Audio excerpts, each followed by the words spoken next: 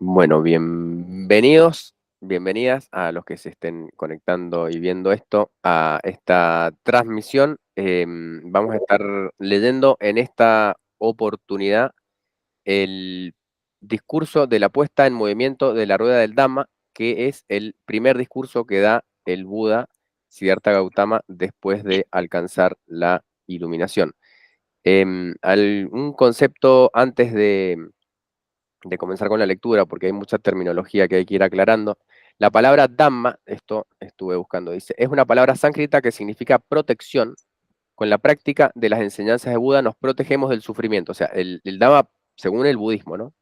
La rueda del Dharma o Dhamma es rueda de la transformación, es un símbolo budista que grafica el camino hacia la iluminación. Corresponde a un elemento que muestra cómo es el orden de las cosas en forma natural sin que intervengan fuerzas externas. Bueno, esa es una posible definición por el nombre del sutta, que es el discurso de la puesta en movimiento de la rueda del Dharma.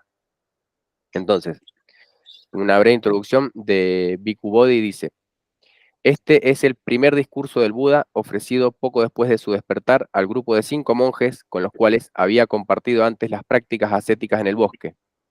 El sutta contiene las enseñanzas esenciales de las 4 nobles verdades y el octuple noble sendero. Al escuchar este sermón, uno de los monjes, de nombre Kondañña, alcanza el primer estado de la iluminación. Entonces estaba Buda, que tenía un grupo de monjes con los cuales hacían sus prácticas ascéticas. Después del despertar, él vuelve, se encuentra con ellos y da este primer discurso.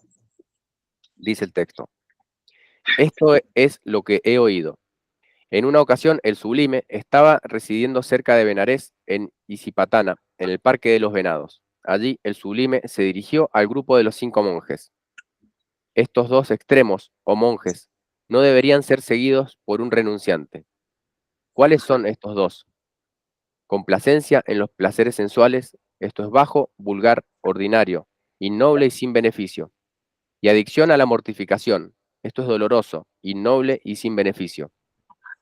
No siguiendo estos 2 extremos, el Tathagata ha penetrado el camino medio que genera la visión, que genera el entendimiento, que conduce a la paz, que conduce a la sabiduría, que conduce a la iluminación y que conduce al Nibbana.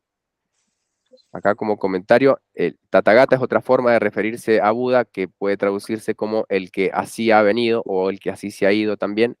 Y Nibbana o Nirvana es una palabra del sánscrito que hace referencia al estado que puede alcanzarse a través de la meditación y la iluminación espiritual.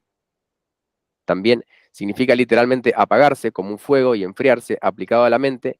Se refiere a extinguir las fiebres de la codicia, el odio y el engaño, las 3 raíces del sufrimiento. Entonces plantea el camino medio, ni la mortificación ni el apego obsesivo a los placeres sensuales. Continúa el texto, dice: ¿cuál, monjes, es el camino medio que el Tathagata ha penetrado, que genera la visión, que genera el entendimiento, que conduce a la paz, que conduce a la sabiduría, que conduce a la iluminación y al nirvana? Simplemente este octuple noble sendero, es decir, recto entendimiento, recto pensamiento, recto lenguaje, recta acción, recta vida, recto esfuerzo, recta atención y recta concentración. Este, monjes, es el camino medio que el Tathagata ha penetrado, que genera la visión, que genera el entendimiento, que conduce a la paz, que conduce a la sabiduría, que conduce a la iluminación y al nirvana. Esta, monjes, es la noble verdad del sufrimiento. El nacimiento es sufrimiento, la vejez es sufrimiento, la enfermedad es sufrimiento, la muerte es sufrimiento. Asociarse con lo indeseable es sufrimiento, separarse de lo deseable es sufrimiento. No obtener lo deseado es sufrimiento.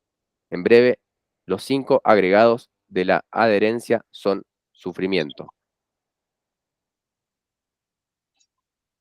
Esta, monjes, es la noble verdad del origen del sufrimiento.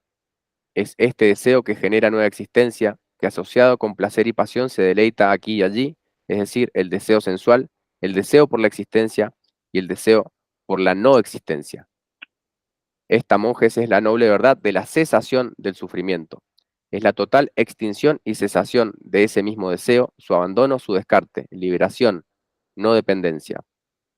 Esta, monjes, es la noble verdad del sendero que conduce a la cesación del sufrimiento. Simplemente este octuple sendero, es decir, recto entendimiento, recto pensamiento, recto lenguaje, recta acción, recta vida, recto esfuerzo, recta atención y recta concentración. Esta es la noble verdad del sufrimiento. Así, monjes, con relación a cosas desconocidas por mí anteriormente, surgió la visión, surgió el entendimiento, surgió la sabiduría, surgió la penetración y surgió la luz. Esta noble verdad del sufrimiento debe ser completamente comprendida, ha sido completamente comprendida por mí. En el texto original repite muchas veces, porque es un texto que se recitaba, esta frase de así, monjes, con relación a cosas desconocidas por mí anteriormente, surge la visión, el entendimiento, la sabiduría, la penetración y la luz. Voy a omitir las repeticiones. Lo mismo se refiere acerca del origen del sufrimiento, el cual dice debe ser erradicado y ha sido erradicado, de la cesación del sufrimiento que debe ser realizado y ha sido realizado por Buda. Sobre el sendero que conduce a la cesación del sufrimiento también, que debe ser desarrollado y ha sido desarrollado, y luego dice, mientras, monjes, el entendimiento y la visión con respecto a estas 4 nobles verdades, de acuerdo con la realidad, bajo sus 3 modos y 12 aspectos, no fue totalmente puro en mí, no admití al mundo con sus divinidades, maras y brahmas, a la humanidad con sus ascéticos, brahmanes y hombres, que había realizado correctamente por mí mismo la incomparable iluminación. Cuando el entendimiento y la visión con respecto a estas verdades, de acuerdo con la realidad bajo sus 3 modos y aspectos, fue totalmente puro en mí, entonces admití al mundo con sus divinidades maras y brahmas, a la humanidad con sus ascéticos, brahmanes y hombres, que había realizado correctamente por mí mismo la incomparable iluminación, y surgió en mí el entendimiento y la visión. Inconmovible es mi liberación. Este es el último nacimiento. Ahora no hay nueva existencia. Esto dijo el sublime. Los 5 monjes se regocijaron con las palabras del sublime. Cuando esta exposición se estaba impartiendo, surgió en el venerable Condaña la pura e inmaculada visión del Dharma. Todo aquello que está sujeto a surgir está sujeto a un cesar. Cuando el sublime puso en movimiento la rueda de la doctrina, las divinidades terrestres hicieron este sonido. Esta excelente rueda de la doctrina ha sido puesta en movimiento por el sublime cerca de Benares, en Isipatana, en el Parque de los Venados, y no puede ser detenida por ningún ascético, brahman, divinidad, mara, brahma o ningún ser en el universo. Luego repite en el texto acerca de las divinidades que van recitando y repitiendo esto, distintas divinidades que responden a esta puesta en movimiento, y continúa el texto y dice, y en ese segundo, en ese momento, en ese instante, en esa exclamación, se extendió hasta el mundo de los Brahmas, y los 10.000 universos se estremecieron, se sacudieron y temblaron violentamente. Una espléndida e ilimitada luminosidad, sobrepasando la refulgencia de las divinidades, se manifestó en el mundo. Después, el sublime pronunció esta expresión de alegría. Amigos, Condaña realmente ha comprendido. Amigos, Condaña realmente ha comprendido. Y el venerable Condaña fue llamado Añasi Condaña. Y el venerable Añasi Condaña, habiendo visto el Dharma, alcanzado el Dharma, conocido el Dharma y penetrado el Dharma, trascendió la duda, sin incertidumbre, sereno y no dependiendo de otro, en la enseñanza del maestro, se dirigió al sublime. Venerable Señor, yo deseo recibir la ordenación en la presencia del sublime. Deseo recibir la alta ordenación. Venga, monje, dijo el sublime. Bien expuesta está la doctrina. Practique la vida noble para completamente poner fin al sufrimiento. Y esa simplemente fue la ordenación del venerable. Bueno, acá como comentarios interesantes. La ordenación de Condaña es cuando recibe el entendimiento, lo que le dice el Buda es, bien expuesta está la doctrina, practique la vida noble para poner fin al sufrimiento. Esa es la ordenación, o sea, no necesitaba una ordenación especial más que poner en práctica entonces la doctrina que había sido expuesta por el Buda. Y este es entonces el primer discurso. Tenía algunos comentarios más respecto de terminología, porque se mencionan maras y brahmas. Desde la perspectiva budista dice, se llama Mara a la ilusión que conforma la realidad en el budismo y que es originada por un estado mental y su personificación como una entidad. Brahma es el deva más elevado del samsara en términos de poder, que según las leyendas y en sutras budistas se considera a sí mismo como el creador del universo. Entonces, lo que está diciendo es, bueno, el Buda proclama esto para todas las divinidades, tanto las que conforman parte de la ilusión, como los devas, por así decirlo, o estas entidades espirituales que forman parte de la creación del universo. Y bueno, referido a Deva, que significa en el marco del budismo, ¿no? Deva es una entidad usualmente benévola, aunque a veces se traduce como dioses, a diferencia del concepto de Deva en el hinduismo. En el budismo no son tratados o reverenciados como dioses propiamente, o sea, no son reverenciados en el budismo los devas, sí, por ahí más en el hinduismo, pero el Buda, sin embargo, está en permanente contacto con maras, con devas, con rakshas, que son como otras planos o distintos tipos de entidades del mundo espiritual, además de con humanos, él se dirige a todos ellos. Bueno, este es lo que quería compartirles por ahora acerca de el primer discurso, acerca de las 4 nobles verdades y el noble octuple sendero.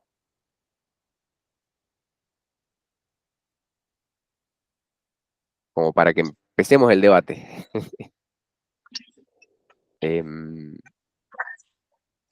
No sé por ahí si tienen Bueno, alguna pregunta o comentario. no sé qué. Bueno, qué sé yo, ese es el discurso se llama discurso de Benarés, porque fue ahí donde es el primer discurso del Buda, donde presenta todo su, digamos, como el programa, es como el programa, la guía para todos los que son budistas, digamos, independientemente de la línea que sigan. Sí, Y bueno, eso es como la base, ¿no? La base de la doctrina budista. Lo que pasa es que ahí, en esa, ahí como habla de cosas que tienen que ver mucho con eh, las antiguas visiones que tenían los budistas, ¿viste? Eh, que tenían mucho que ver con lo que se vivía en la India en ese momento, que era básicamente la adoración a los dioses. El budismo no hace ningún tipo de adoración a ningún dios. Entonces, en esa primera etapa, cuestiona todo el tema de la religiosidad de ese momento en la India. Entonces, bueno, esa es la idea del budismo, básicamente. Eh, es interesante verlo con ese criterio,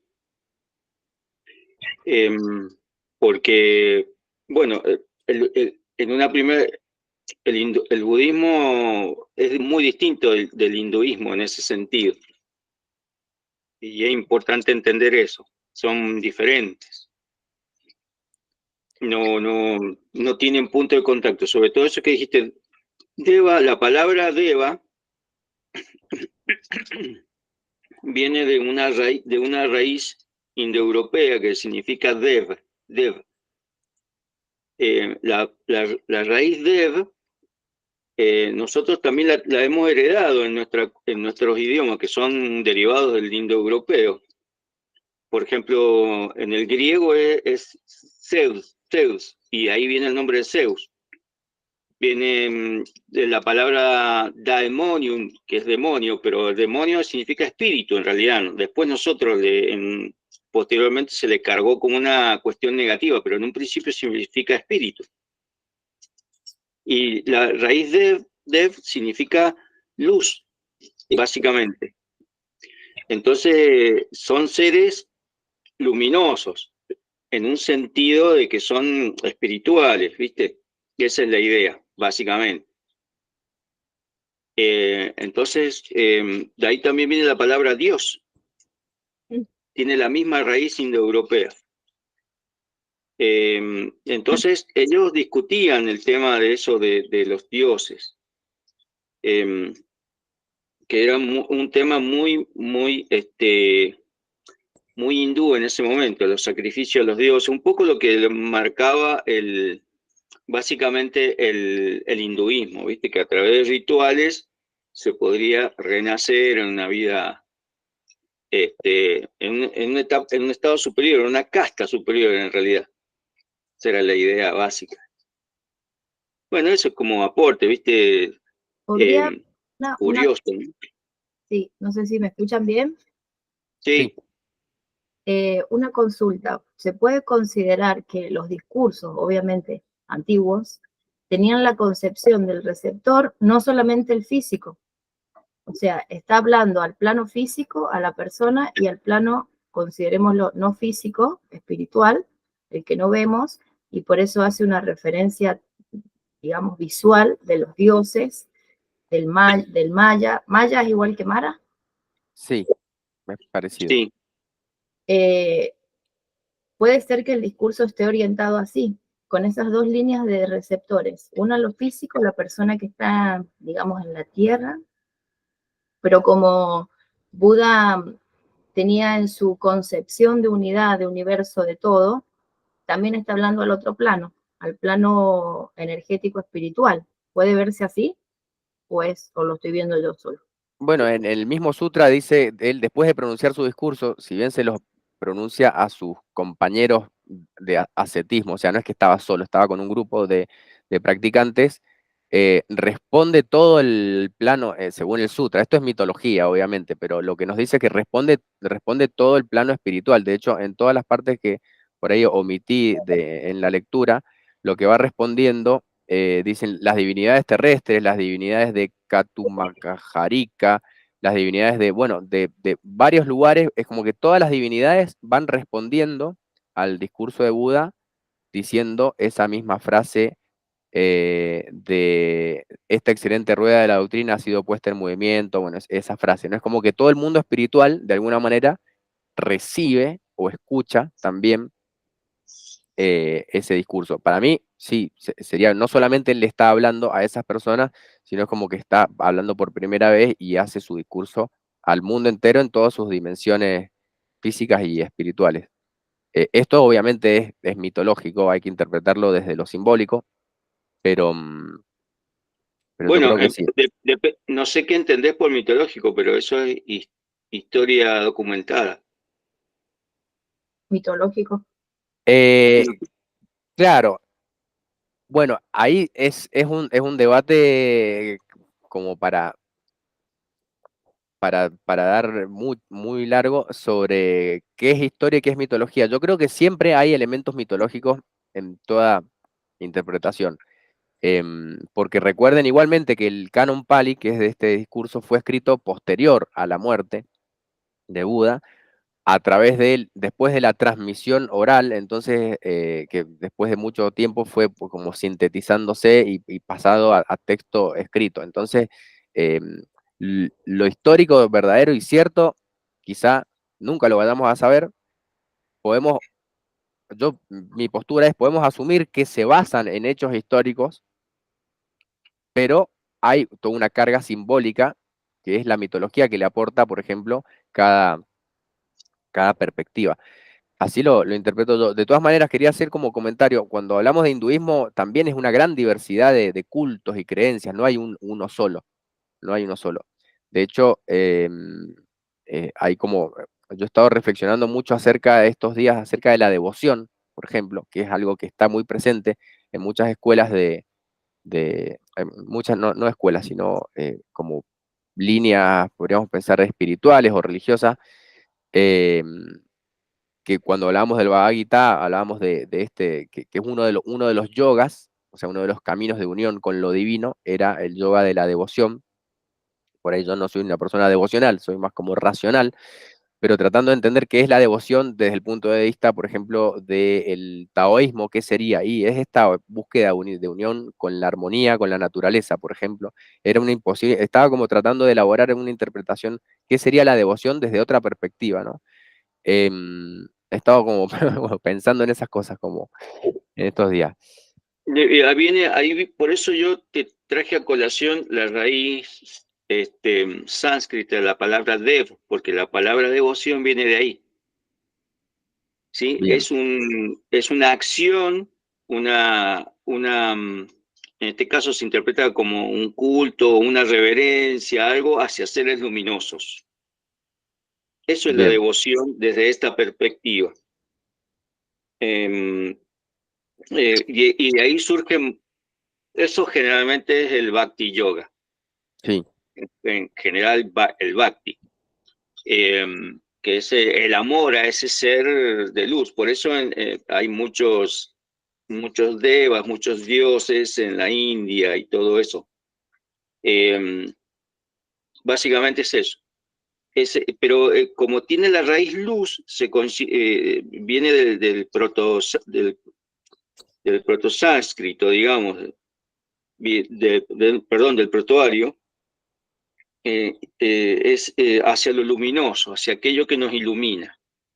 Y en este caso, valga la redundancia, no redundancia, sino simbolizado por ese ser luminoso, por ese sí. deva. Hay formas Por de eso ahí budismo eh, devocional también. En, sí, en, en China se ve mucho esto, donde van a las estatuas, rinden sus ofrendas, sus inciensos, y no sé si eso se acompaña después con una práctica, pero hay formas de sí, budismo devocional donde se diviniza a la figura del Buda y se busca como esa conexión a través de esa adoración. sí. Eso está presente en casi todas las religiones. Ahí es todo un debate en el Sí, claro, budismo, este tipo de budismo, ¿no? ahí Pero no bueno, la devoción y la adoración. Ahí no estaríamos en esa línea. Por un lado, la parte religiosa con ritos y estos cultos tan estructurados y tan cerrados, eso no sería adoración. La devoción sería esta conexión con el todo, o sea, con el campo físico, con el campo espiritual. lo que yo entiendo por adoración es una manera de ser devoto. Mm, bien. Sí, Eso es sí. Yo porque creo, eso incluiría la adoración, la piedad, dentro del mundo abramánico, la veneración, todo tipo de respeto, que va desde el respeto hasta el sentirme cercano a ese ser. Yo no soy particularmente bhakti, yo no es algo que me atraiga, aunque tengo alguna cuestión mística, no es, digamos, los místicos son en general los bhaktis, digamos, donde se funden con esa divinidad, esa idea. sí, yo creo que hay un punto en común, quizá, esto es especulativo lo mío, pero en la devoción como camino o adoración, quizá no sea necesariamente lo mismo, pero sí como forma de unión de yoga, como hablábamos de esto, de unión con lo divino, con ese plano más sutil, más espiritual, si se logra entrar como un estado, quizá, para mí es casi como un estado eh, alterado o diferente de conciencia, es como un estado de meditación profunda, de fusión. Por ejemplo, en algunas formas de budismo está se llama el yoga con lo divino, o sea, en- se busca una divinidad, esto sobre todo en el budismo tibetano Vajrayana, se busca una divinidad con la cual uno busca fusionarse, visualizando uno mismo transformándose en eso. Entonces, como tratar de entrar en ese estado a través de esa fusión más devocional, quizá. Pero yo creo que puede ser como un camino posible si nos lleva a ese estado mental o espiritual, mejor dicho, de unión.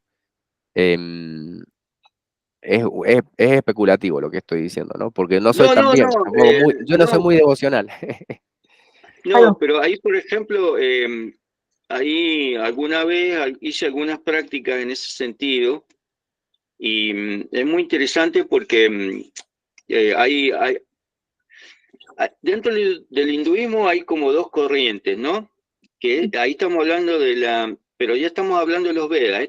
Esto es budismo, no es Veda, ¿no? Existe la Vedanta Vaita y la Vedanta Advaita, que son dos maneras de ver el tema de la unión o este tipo de ideas religiosas. Ahí tenés la Vedanta Advaita, el más importante ahí autor es Shankaracharya, y después tenés la Vedanta Vaita, que hay varios autores como Ramakrishna y otros más, que son como místicos, digamos.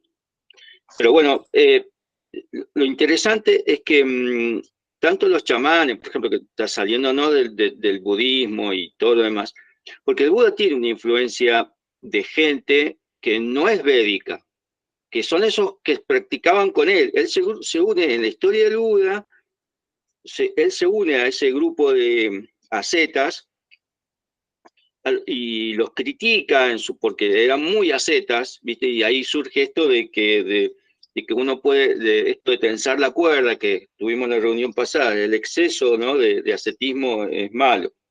Él tiene esa idea, por eso genera el camino medio. Pero básicamente el Buda tenía esto, ¿no?, de, de estar en contra de estos sistemas de creencias místicos, porque si hay algo que tiene el budismo, en sus inicios por lo menos, es un racionalismo, un tremendo racionalismo, se parece mucho a la Vedanta Advaita. Entonces, es muy racional. Después cambia y se va, en cada cultura va tomando distintos matices.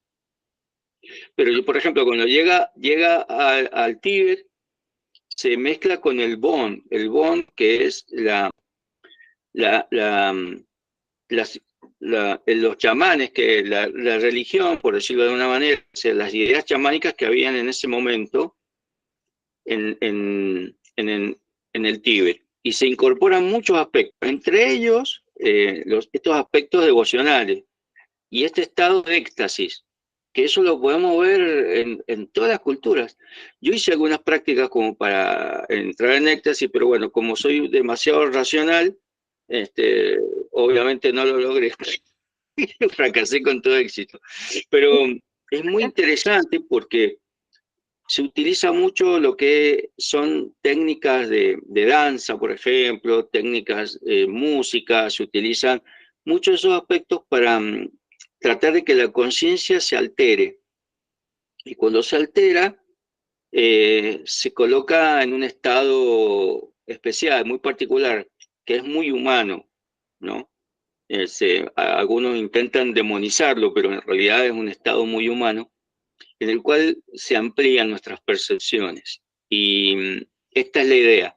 De estos estados alterados de conciencia sirven para conectarnos con esa divinidad, porque tienen un propósito.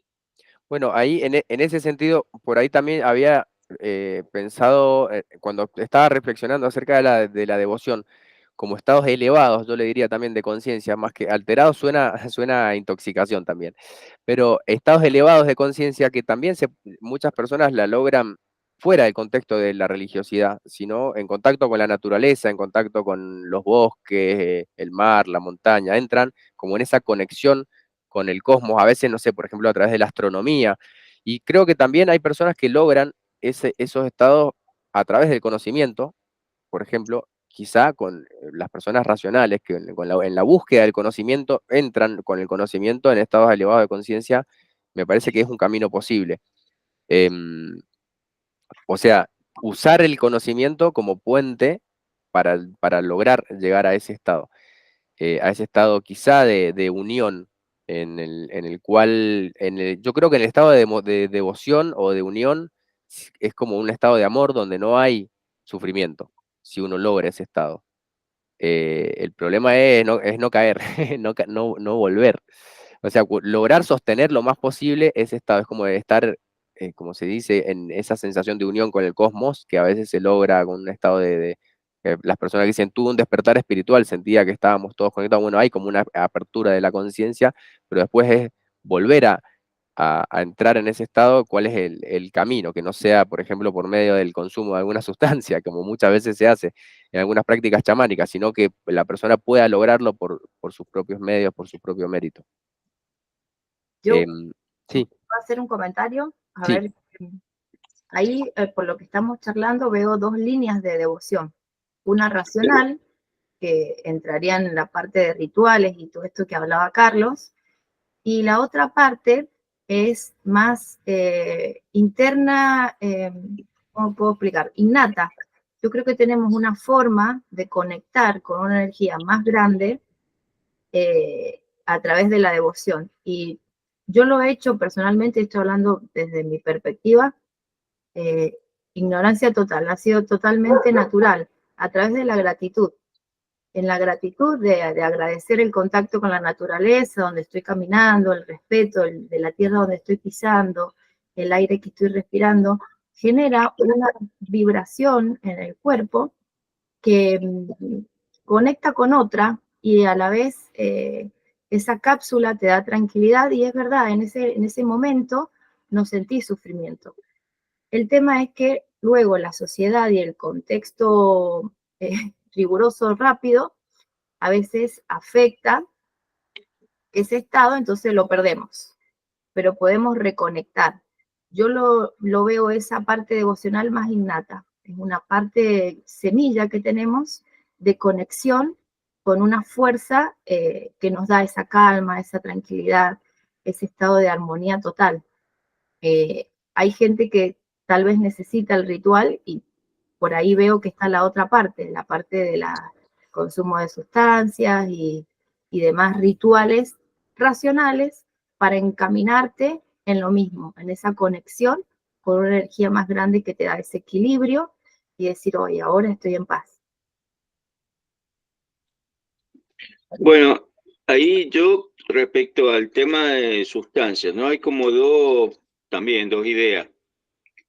Eh, eh, dentro de un contexto, dentro de un contexto cultural adecuado, digamos, por ejemplo, no es lo mismo que una persona, esto es para debate, ¿no? Hay gente que no está de acuerdo, pero no es lo mismo que consuma, qué sé yo, ayahuasca, ponele un, un peruano que vive en la selva amazónica, que tiene todo un contexto y una estructura mental ordenada a ese universo, a que lo consuma una persona que vive como nosotros en una ciudad donde los contextos y las ideas son diferentes. Eso es como muy, a ver, lo digo así, muy complicado explicarlo, porque ¿cuál es el tema?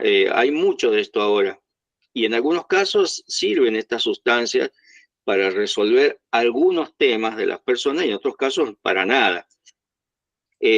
Todo yo creo que depende del contexto y de la guía. Ahí es importante la figura, en estos casos, de los maestros. Por eso a mí, particularmente, comparto lo que dice la Betty. A mí el contacto soy más taoísta en ese sentido, el contacto con la naturaleza, el agradecimiento, la simple contemplación de las cosas, me es más que suficiente. Eso para mí es como muy, me llena mucho. Y a veces en nuestras clases, por eso en nuestras clases la gente aparece como muy alterada quizá y está buscando este tipo de soluciones, por decirlo de alguna manera, para salir adelante con sus problemas, ya sea en yoga, en tai chi o lo que sea. Y fíjate que el yoga es un instrumento maravilloso que los puede llevar a esos estados de tranquilidad. O sea, a veces damos la postura las técnicas de Tai Chi sin prestar atención a buscar, yo sigo usando la palabra alterar, me gusta más, alterar nuestra conciencia para, para obtener con un buen propósito, ¿sí? A mí me parece importante eso, alterar, hacer vibrar la mente en otra frecuencia, porque a veces si no queda, también hay una mala interpretación del Hatha. ¿no? Pero si no queda en una gimnasia yoga, yo diría, y no cumple con los requisitos primeros que tenía el yoga, ¿no? O que tenía el tai chi, o que tenía fundamentalmente el Qigong más que el tai chi, pero tiene mucho que ver con eso. Yo creo que hay que buscar esos estados de manera natural cuando uno imparte la clase o practica, ¿no? Ayer, por ejemplo, fui a clase y hubo faltazo general de los alumnos. Estaba solo, así que practiqué un montón de cosas y la verdad que me sentí muy bien y como que me quedó todo una sensación, digo, hacía mucho que no tenía para mí tanto tiempo. Si bien estaba practicando, no había tenido la posibilidad de tener tanto tiempo para mí. La verdad que fue maravilloso. Entonces, reconectarme con esos estados, que son estados de admiración, de alguna manera devocionales, es decir, de admiración, de estados mentales superiores, ¿no? A mí me encantó eso, como experiencia, ¿no? ¿Puedo hacer un comentario breve? Yo ahora ya tengo que desconectarme, pero estaba acá con los Yoga Sutras de Patanjali, Sí, si se me permite. sí, dale, dale. Dice, bueno, del libro 1, Samadhipada, que habla sobre la contemplación. Bueno, en la primera línea dice, ahora comienza la exposición del yoga, ¿no? Y en la segunda línea dice así, Yoga Chitta Vritti Nirodha, que significa la restricción de las modificaciones del material mental es yoga. Es decir, en este sutra dice el comentario es de Swami Satchitananda. Patanjali nos da la meta del yoga. Para un estudiante inteligente este es el único sutra que debería ser suficiente, porque el resto de los otros sutras simplemente lo explican. Tal Si se cual, tal logra, cual. si se logra la restricción de las modificaciones mentales, hemos alcanzado la meta del yoga, que es como el concepto de nirvana o cesación del budismo, es el mismo, es lograr ese estado mental donde se restringe el, el diálogo interno, la modificación del material mental. Entonces, es como esta idea, controlar la creación de ondas mentales. Si puedes controlar la creación de ondas mentales, experimentarás el yoga. Y el camino puede ser el Hatha Yoga, el Bhakti Yoga, el Karma Yoga, cualquiera de ellos, pero lo importante es esto, que siempre se propone a través de una práctica, ¿no? Dice al final de este comentario, que es un poco largo, no lo voy a leer todo, pero dice, el yoga entero está basado en Chitta Vritti Nirodha. Si controlas la mente, lo controlas todo. Entonces no hay nada en este mundo que te aprisione. Sería como el apego también o el estar atado al sufrimiento. Eh, bueno, como eso es como objetivo también a buscar, ¿no? A través de la práctica. El de Patanjali es un texto que todo practicante de yoga debe leer. Hay tres textos, así, el Yoga Sutra de Patanjali, el Granda Yoga Sanjita y el otro ahora, que no me acuerdo, pero sí me acuerdo de las citas de ese libro. Son el Hatha Yoga Pradipika. Son los tres textos que vos tenés que leer para saber yoga. Y el primer aforismo, que significa sutra, el primer aforismo de Patanjali es ese que vos leíste, Yoga Chitta Vritti Nirodha. Eso es fundamental. Y es exactamente lo que vos dijiste, cesar con los remolinos mentales. Es eso. Y bueno, ahí aplicará uno la técnica que más le quede, pero La es que la esencia funcione. de la cosa. Claro, Hay que, la que te hay que funcione, buscar la que funcione. la que funcione. Desde las pequeñas acciones, yo pienso que desde profundizar en una postura, como hablaba Carlos, en esa conexión interna, desde yo con la postura, en este estado, en este modo de respiración, podemos entrar en ese vínculo y podemos calmar la mente, podemos dejar que ande fluctuando de un pensamiento a otro. El contacto de la naturaleza, el caminar descalzo, el poder apreciar el contacto con un árbol, que son conexiones profundas con la naturaleza, yo creo que también ahí hay base de unión, donde podemos dejar de fluctuar con la mente de un lado al otro. Pero es como hablábamos, cada persona es un ser distinto y tiene facilidades de caminos, ¿sí? Y puede conectar por uno o por otro. Hay gente que es más racional y necesita el ritual, y hay gente que no, y con estas simples acciones realmente logran estados de conciencia más elevados. Bueno, gente, yo hasta acá los acompaño. Si ustedes quieren seguir, puedo dejar ahí abierta la grabación o cerramos acá, no sé cómo prefieran.